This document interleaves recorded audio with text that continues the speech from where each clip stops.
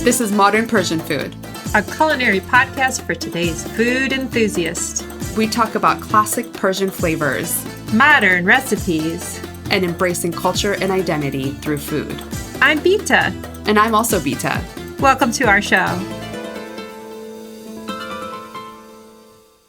Hi, friends. Before we get started, would you mind taking a moment to give us a rating or a review on the podcast player that you're listening to us on? It would help us greatly in the big picture and as we get more and more listeners for the podcast. Thank you so much. And without further ado, here we go.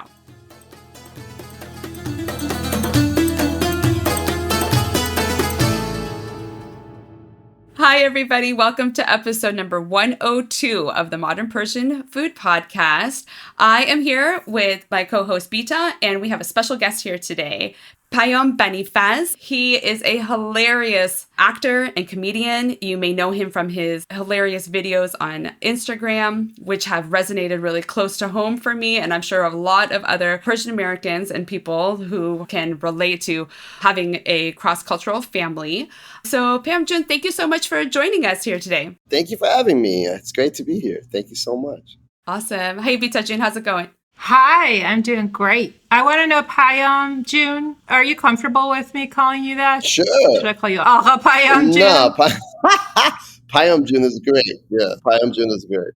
For anyone who hasn't seen the little videos on Instagram, Payam does a great depiction of a father and son duo and their relationship as they are living in the U.S. And it just makes light of some of the hilarious kind of like stories and elements of really kind of growing up in an immigrant family. You know, I was born here in the U.S. My family is Persian. We live in the Bay Area. And some of the stuff that you talk about, the interaction and the kind of the expectations sometimes of like the older generation and how it kind of like morphs into this whole different dynamic. I think that you really hit the nail on the head with like really capturing that dynamic. Your videos, like if I'm having a bad day, I'm like, okay, let me go watch some of Pam's videos. So just like kind of get me out of my mood. And like, I'm laughing so hard that I'm pretty much crying. You just capture it so well. Thank you. Mm-hmm. We talk about food a bunch here, obviously, modern Persian food. We definitely wanted to learn the foods that you grew up with, if you cooked, and also kind of like the dynamic of growing up in a Persian household and kind of the hospitality of all of that. And the other thing that our podcast really does is kind of builds a connection with people and also shows that, you know, this is kind of like the relationship that we have with our culture. So we thought that you would be a great person to share that with other people and kind of like bring everyone with us along on this journey as we, you know, are living this cross-cultural life and how it changes and how we're sharing that with our families and our friends and outside of our immediate community as well. Thank you. Well, it's a pleasure to be here. I'm excited to be here. Thank you for having me. You're our third comedian. Oh, nice. Three's a charm. Three's a charm. We've had Mr. Master Brownie, we've had Stand Up Dan, and now we're fortunate enough to have you. Yeah. Both are friends of mine and both are really, really great people. So great. I'll try to somehow fill in their shoes. It'll be difficult, though. I have a dream to have a Mahmouni with like all of our great guests because I feel like this is a community that it's just like a family. Once we talk on the podcast, I feel like we're friends. Yeah. I feel like when you do a podcast with someone, there is like a connection you build just like through recording. Mm-hmm. It's unique. Yeah, definitely. Okay, so tell us, so do you eat a lot of Persian food? I do eat a lot of Persian food. I don't cook a lot of Persian food, but I do eat a decent amount. Like, because I hang with family a good amount. Like I see my parents at least once, sometimes even twice a week. Mm-hmm. So like when I'm with them, I'm always eating Persian food. And then I love getting Persian food takeout too. Well, you're in the Mecca. You're close to LA. Yeah. I mean, there's some pretty good Iranian food places in the valley where I'm at, in the Sherman Oaks. I'm in the San Fernando Valley. Then there's multiple good ones throughout the city. So there's a decent amount of options in LA. Luckily, because we have so many Iranians here. Yes. Where do you like to get takeout? Let me see. There's a place in Encino close to where I live. It's called Sadaf. And that's a place I often get takeout. It's really good. But I think that for me, the best Persian food, Iranian food in the entire city is Raffi's in Glendale. That's on the way down. If your listeners are familiar with that, if they haven't been, then they should definitely check out Raffi's in Glendale. Like, I truly think it's the best in town. Their food is incredible. That's where we'll meet then. Yeah, absolutely.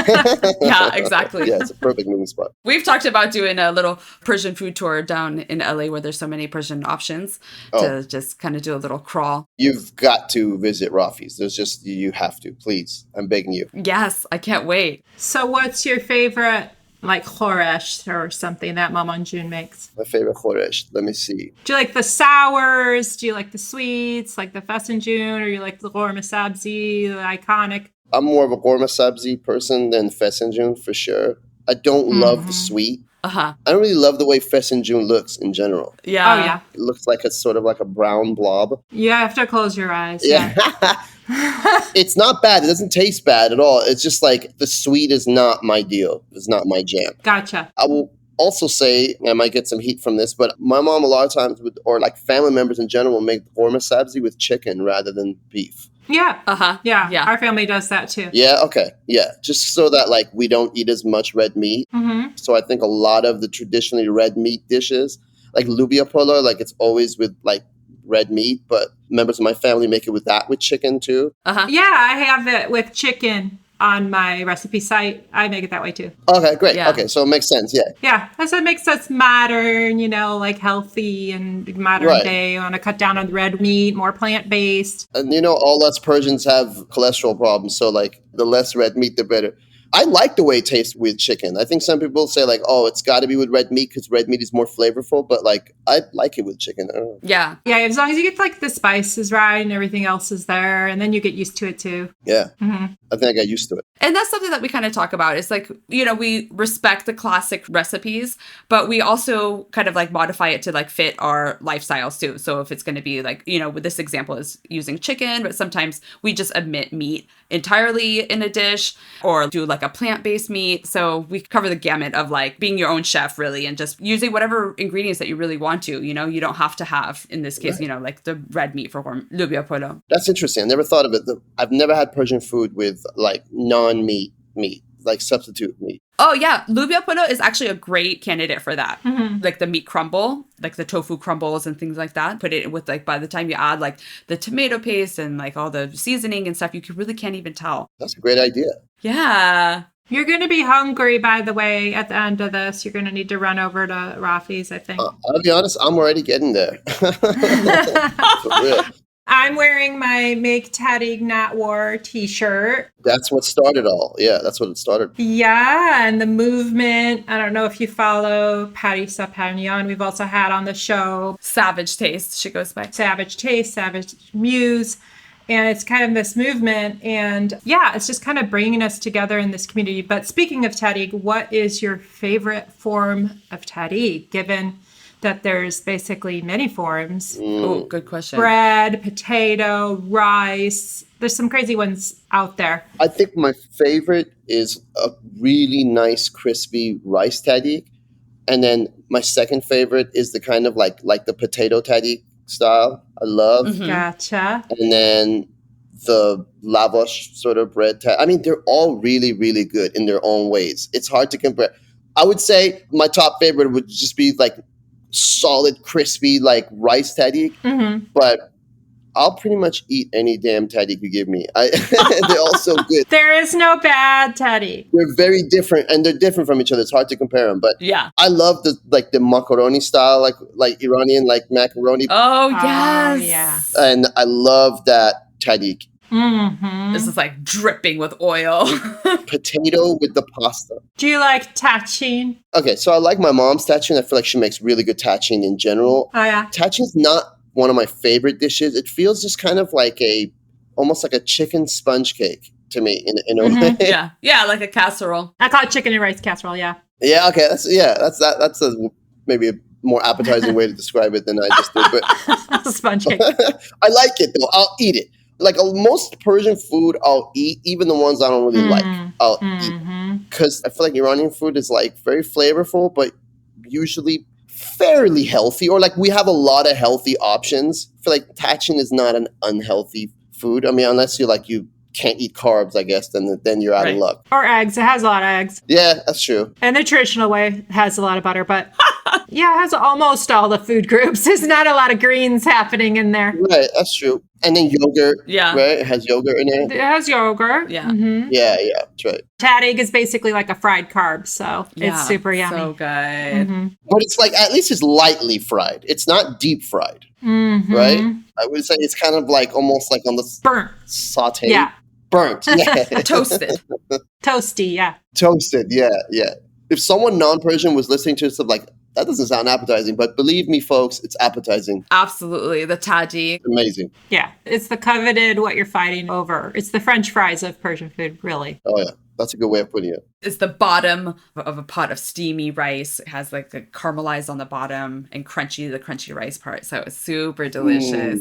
It's limited quantity because it's just the surface area of the pot. Right. Yeah. That's what also makes it super yummy and coveted. Did your family like entertain a lot? Did you guys have like a lot of like food going through the house? Yeah. I feel like most Iranian families that I've known, it's kind of like that. They entertain a lot or like go to a lot of family gatherings. So there's always a lot of food, and then people will make food and bring to a family gathering. I feel like most family gatherings end up being a mild sort of like semi-potluck type thing. Growing up, I was very picky. I was just a picky kid with food. So I've gotten less picky as I've gotten older, especially with like Iranian food. But when I was a kid, like I didn't love most Persian food. Like I'll tell you what I didn't love and I still don't like is khoresh de karafs. Really? Oh, yeah. I really don't like it. It just feels like a very watered down dish. I don't know. Again, I don't want to disrespect it because I know people love that dish, but it was just never my favorite, and it still isn't. You're allowed to have preferences, but I have to say that someday you should try. There's one with chicken and artichokes that will potentially change your mind. If you like the sour of like korma sabzi, you might like the version that I've had here in the Bay Area. There's a caterer who makes it with chicken and artichokes, and it changed my mind about it. For real. For real? That's wild. Artichoke. Yeah. Okay. And does the artichoke replace the celery or no? It's on top of the celery. It's both. It has a little bit of celery, but it definitely takes away from what you're talking about. Because I have stories of growing up. My dad was like a little bit of a healthy food Nazi, and he required khoresh karafs with chicken on the regular rotation, and it was not my favorite. I was here during all the hard stuff that happened in Iran, the war and the revolution. I was here trying to be fitting in with my friends. So I was like, just please give me some spaghetti and hamburgers and hot dogs and not that celery thing. But then when I came to California and the food mecca and tried this artichoke karafs, it just blew my mind. It was actually really delicious. You might like it. That's right. Yeah. Then I got to try it in that way. I've never even thought of it with like artichoke. We don't really have a lot of dishes with like artichokes in it, right? Right. Yeah. We don't have dishes with like artichokes. We don't have dishes with like avocados. We don't like, those are just like things we don't really eat much in our culture. Or like, I don't even know. Do they have avocados in Iran? I wonder. I don't know if this is an ignorant question. I'm sure like people can get them, but yeah, you can get them from like the little like fruit markets and stuff like that. Interesting. Okay. I think the thing is though it's expensive, and then as you know, like avocados have like a short shelf life. Like once they're ripe, very short, then like that's it. So I think that it may be harder to get like your perfect avocado, but you can definitely get avocado. And I don't know if artichokes are necessarily native to like Iran or not, but there is another vegetable called kangad, which I think is from the artichoke family, and that's kind of hard to come by in Iran, but they do have a khoresh de kangad, which is super delicious, and it has like a red sauce to it. It has like a tomato-based sauce to it. But the thing about khoresh de karafs, I feel like it's very polarizing. People either love or like khoresh de karafs, or they like hate it. And I think that it has to do with korma sabzi. I think maybe some people are comparing khoresh de karafs to korma sabzi, or they're just so passionate about korma sabzi that like anything that's similar to it. But I like both. I want to live in a world that we can have both khoresh de karafs and khoresh de korma sabzi. So hopefully you can come around. Just those little things, simple things. Karafs and korma sabzi live peacefully together. I have a dream. I know, right? Beach, you have a picky eater too. Yeah, I do. I have 2 kids. My younger kid is super picky. Like, he only wants to eat like 5 different things. Yeah, your son, you've said, will like pick the green beans out of lubia polo. Yeah. And so then what's left is just polo. I know, exactly. It's just rice. And then that'll be like, does he want to even eat that or not? So. I mean, I don't blame him. That's kind of like how I was when I was a kid. I was like, this is the least fun part of this dish is the lubia. Like, I just didn't love vegetables in that way. Yeah. And we have so many vegetables in our dishes. Like, so, Yes. even corn subs, I was like, why is there just this like mountain of green stuff in this dish? Yeah, that's it. It's all the herbs. Herbalicious. It's just herbs. Now I love it. Yeah, it's so good. But yeah, you're right. Like, so many of the dishes, like eggplant or okra, or I hated. Oh man, I hated both of those. Really? Eggplant, okra. Well, those are texturally different too. Sure, texture. I love eggplant now, although I did this weird thing where it makes the top of my roof of my mouth itchy. Oh, you might have a little sensitivity to it. You might be allergic or something. Could be. Yeah, that's the only allergic reaction I get from it, luckily. But okra, I still don't love. Like bamiya, like khoresh de bamiya, like inside is so slimy. It's like, Yeah. it has these little seeds. It's like gelatinous, yeah. Yes. So I don't love okra in that like khoresh way. Like I've had okra in different ways, like in non-Persian food that I like, but Yeah, like fried. Yeah, that's a French fry. yes, fried, like sauteed, or like in some type of like casserole that's been in the oven or something, but like a khoresh of okra, I don't love it. So when did you go through the transformation? For me, it happened actually when I went away to college, and I was like, dorm food, and I just appreciated and missed. And then when I would come home and smell it, and then I actually was like, oh, this is really damn good food. When I was older. Definitely when I was older too. I think for me, maybe in college. And it's funny how your taste just naturally evolves as you get older. So I think that's kind of just happened. My taste just became more mature. Sophisticated, yeah. Sophisticated. My palate became more sophisticated.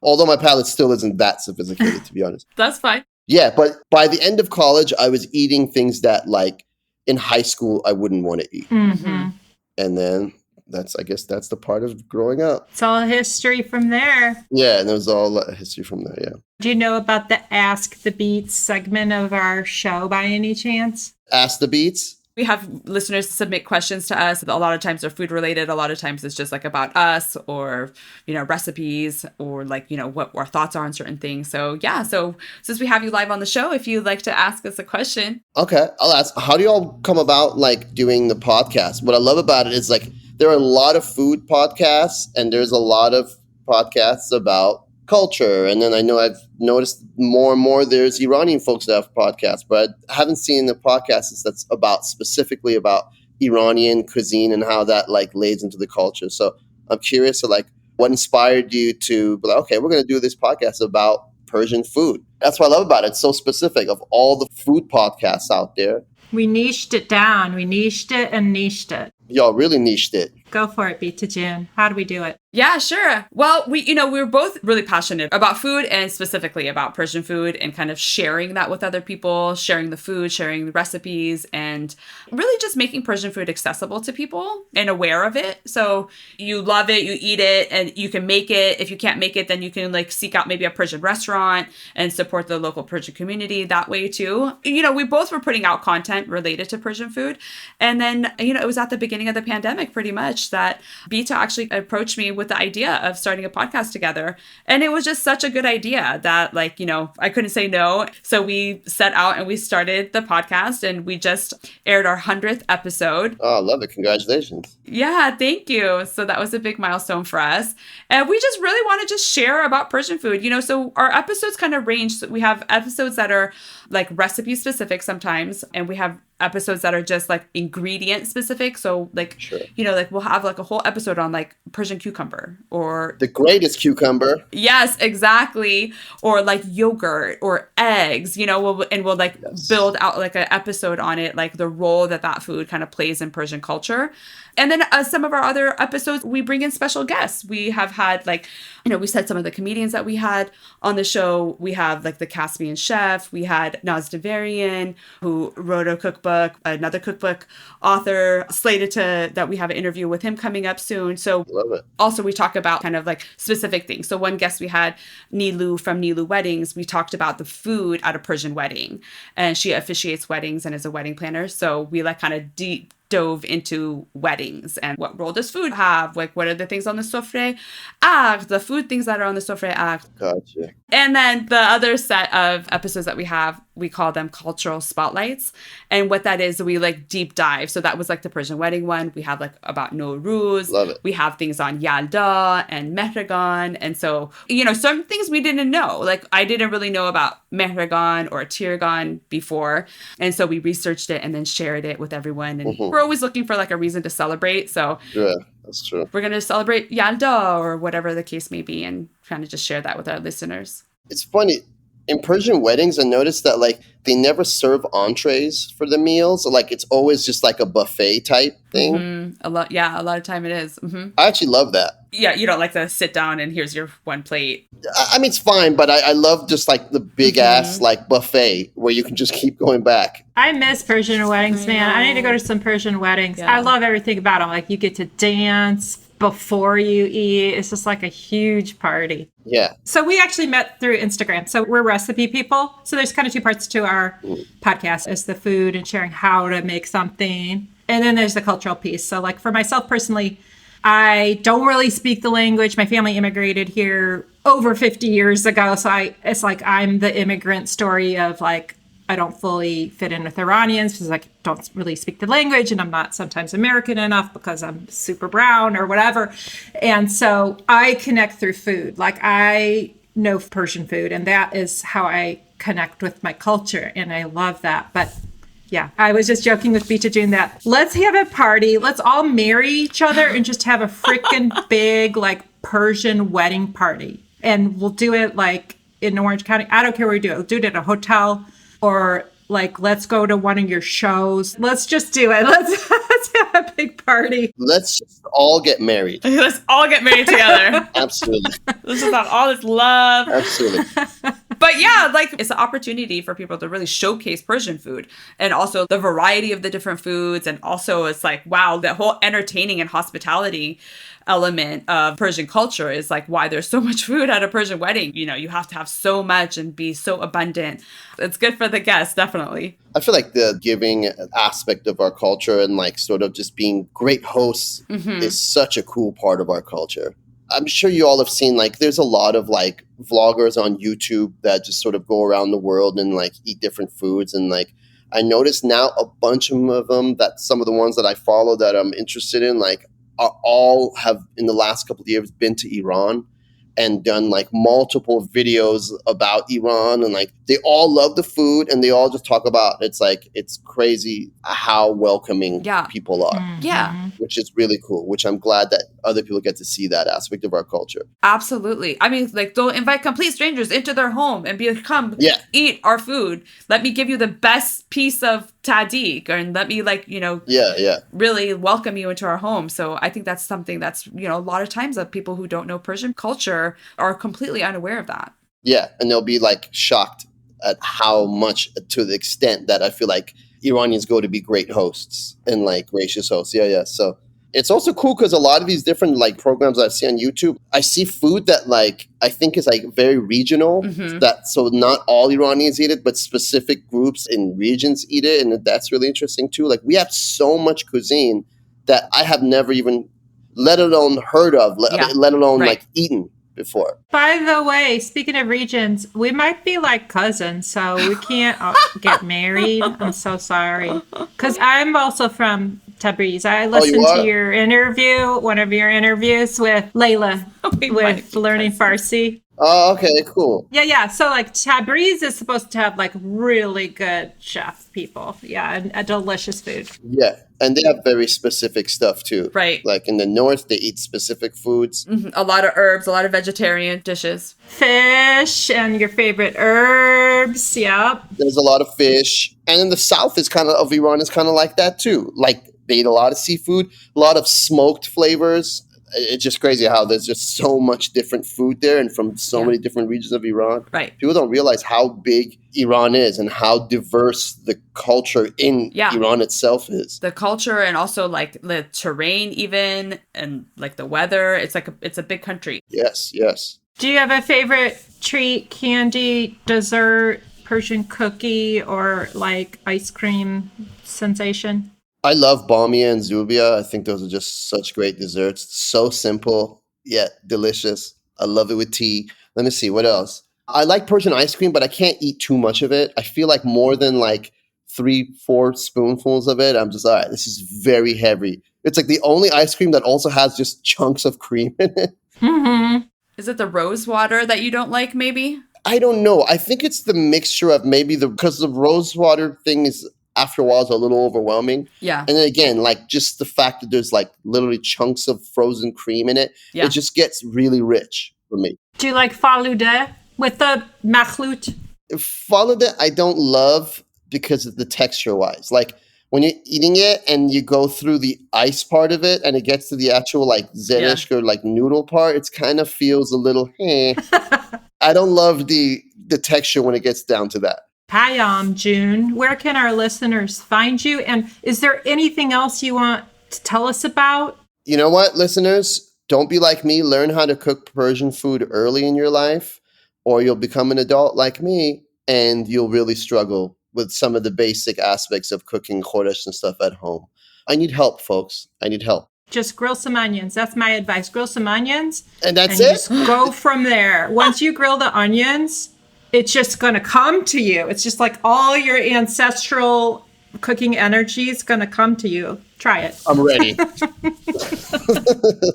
Really, the onions? And if it doesn't, we have a lot of podcast episodes that you could listen to that we walk you through the recipes. Okay, great. Great. I'm going to have to go through a lot of your episodes and see what I can learn. And hopefully when I'm grilling those onions, I'll hear the voice of like my great-grandfather saying, now add the zarchuleh. Like Ratatouille. Yeah. Or maybe your dad will be like, that's too much saffron or whatever. My dad doesn't really cook much either. So like he would probably be like, I don't know how much saffron it needs. That's cheddar yeah. Yeah. Well, I could say the same thing to him. I'm like, you've been around this food much longer than I have. You have less excuse of not knowing how to do it. But some stuff he's really good at. So I feel like all Persian dads, of course, are excellent with the kebab. They know exactly how to cook that kebab, whether it's the kubide or the bag or the chicken. So he's good with that stuff. Where can our listeners find you if they don't know who you are? I'm on Instagram at pbani, P-B-A-N-I. Follow me there. I'm also on TikTok. If you're a fan of films and want to see a great film, I was just in a wonderful film called Everything Everywhere All at Once. That's streaming. It's a great film. You should all watch it, not because of me, but just because it's an incredible film. And you can watch it, I believe, streaming in a bunch of different places right now. And yeah, that's it. I'm excited to have got a chance to talk to you ladies. Yeah. Thank you so much. Thank you so much for taking the time to chat with us today. And really, like, thank you so much for, like, the videos that you put out. And there's just, like, this happiness that brings me, or if I'm having a bad day or whatever, I just need to watch a few of those videos to really like lift my spirits. Thank you for the support. I feel so connected to those videos, to you and the videos, because I just like can see it. Like it's just such a part of like Persian culture, like the way that the different generations interact with each other. It's just truly special. So we just wanted to have you on the show, pick your brain about food, but also share with our listeners who are maybe looking to find a connection like that, to lead them to you so they can take a look too. Thank you so much. Yeah, definitely watch some of June's videos. They're hilarious. You're super talented. Thank you. I really appreciate it, ladies. Thank you for having me. Thank you for the support. It means a lot. Thank you. Absolutely.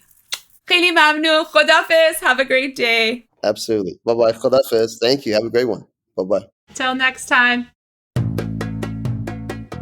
You've been listening to the Modern Persian Food Podcast with Beata and Bita. Thanks for spending time with us. If you've enjoyed what you heard today, consider telling a friend or giving us a good rating. You can subscribe to our show for free on your favorite podcasting app or find us online at modernpersianfood.com or on Instagram for the recipes and information we talked about today. We'd love to hear your thoughts and see you next time.